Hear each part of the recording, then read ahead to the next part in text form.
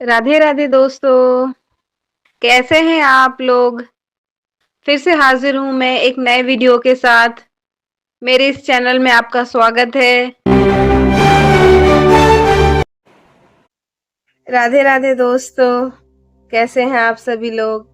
मैं आशा करती हूँ आप लोग कुशल से होंगे। साथ ही मैं माँ लक्ष्मी एवं भगवान विष्णु से प्रार्थना करती हूँ कि वे सदैव आपके घर में निवास करें, आपके घर में सुख समृद्धि बनी रहे, साथ ही धन धान्य की वर्षा होती रहे। आज हम सुनेंगे चैत्र मास की कृष्ण पक्ष की पवित्र पाप मोचनी एकादशी व्रत कथा, जिसका वर्णन भविष्य पुराण में मिलता है। कहा जाता है कि इस व्रत को करने से बड़े पाप भी नष्ट हो जाते हैं। तो आइए श्रद्धा से कथा प्रारंभ करते हैं।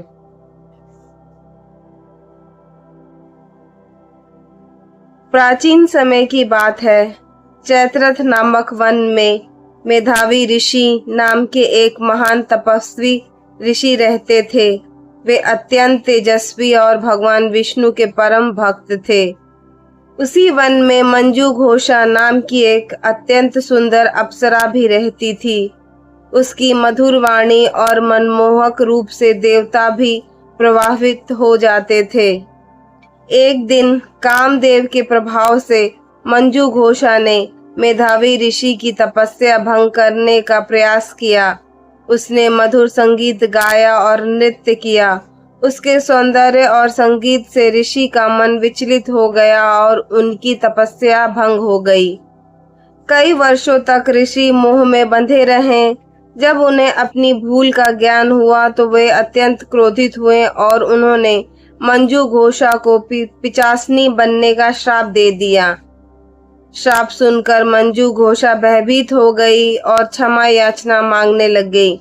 तब ऋषि का हृदय पिघला और उन्होंने कहा, यदि तुम चैत्र मास की कृष्ण पक्ष की पाप मोचनी एकादशी का व्रत श्रद्धा से करोगी तो तुम्हारे इस श्राप से मुक्ति मिल जाएगी।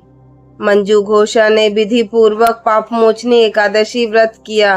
भगवान विष्णु की कृपा से वह श्राप मुक्त होकर पुनः स्वर्ग लोक चली गई। इसके बाद ऋषि मेधावी ने भी यह व्रत किया और अपने पापों से मुक्ति होकर पुनः तपस्या में लीन हो गए। दोस्तों, इस कथा से हमें यह सीखने को मिलती है कि मनुष्य से भी भूल हो सकती है, लेकिन सच्चे मन से प्रायश्चित करने से भगवान क्षमा अवश्य कर देते हैं। राधे राधे दोस्तों, आपका मेरे इस चैनल पे फिर से स्वागत है। प्लीज मेरे चैनल पे लाइक कीजिए, कमेंट कीजिए, ज्यादा से ज्यादा चैनल को सब्सक्राइब कीजिए, ज्यादा से ज्यादा इसको शेयर कीजिए। राधे राधे।